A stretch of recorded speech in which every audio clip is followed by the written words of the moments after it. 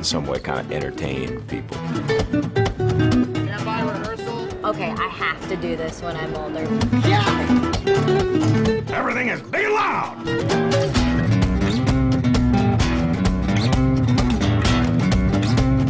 All of these pictures come out of a certain passion.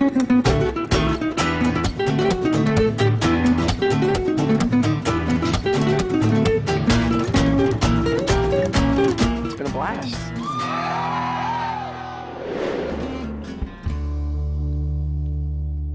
Ladies and gentlemen, can you hear me? Since I was 13, Footloose really had a profound effect on me. I just felt like, in my own way, I was Ren McCormick. That infectious feeling that I think dancing and music has, it was in the movie, and it was also in my life. And so I just felt like more than any other movie, Footloose is mine. My right to dance when I want, where I want, and how I want is a right that you cannot take away. The more I started taking a look at what kind of movie I wanted to make, the more I started getting excited about it. And the more I felt that actually it was a story that could be retold today, in our times today, and still be relevant, would still be Footloose.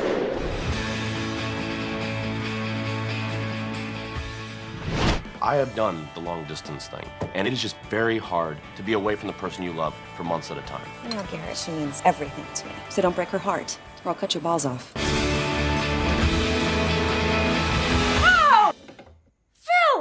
That came in so fast I didn't know where to go.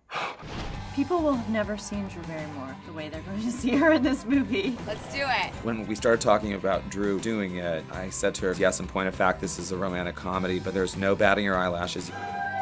She sort of was like, God, how refreshing would that be? Nice, oh my God. This is a much more grown-up part, I think, for her. And she's not sweet or naive or fighting anybody. Jesus, Snoop. And she cusses so much in this.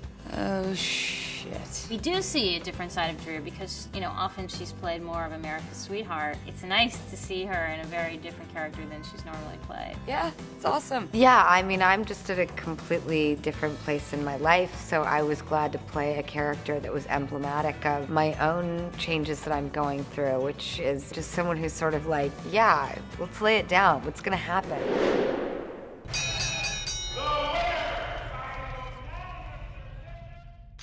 We'd hoped to make something of lasting value, lasting even for what, a few years. We certainly didn't think Raging Bull was going to be a highly appreciated picture, but we felt it had to be made. Looking back on it, I consider myself lucky that I have that kind of relationship. A lot of actors will go through their careers without ever having that kind of connection, and especially a good director. When that happens, it's a great thing. It's terrific. What do I love more?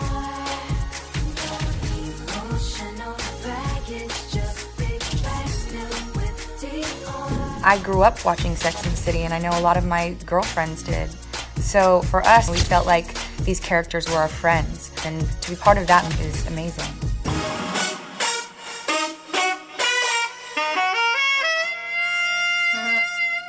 I love those little nuances that are from the show. Yeah, I know, it's subliminal. Yeah.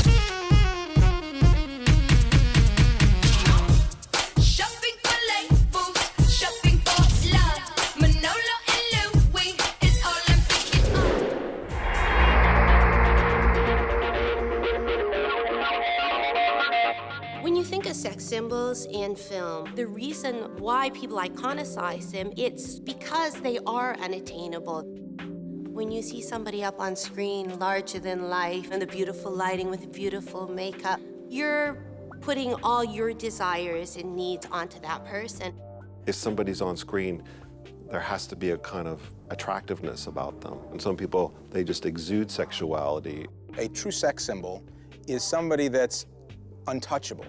They exist in a sort of a fantasy realm. Sex symbols present the idea of unfettered, or at least less fettered than our own sexuality. I've wanted you since the first moment I saw you. It's a sense of allowing them to do things that we ourselves maybe are too afraid to do.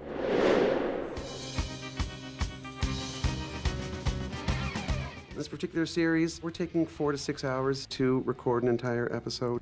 We're frustrated, but the arachnid will be crushed. How? He's long gone.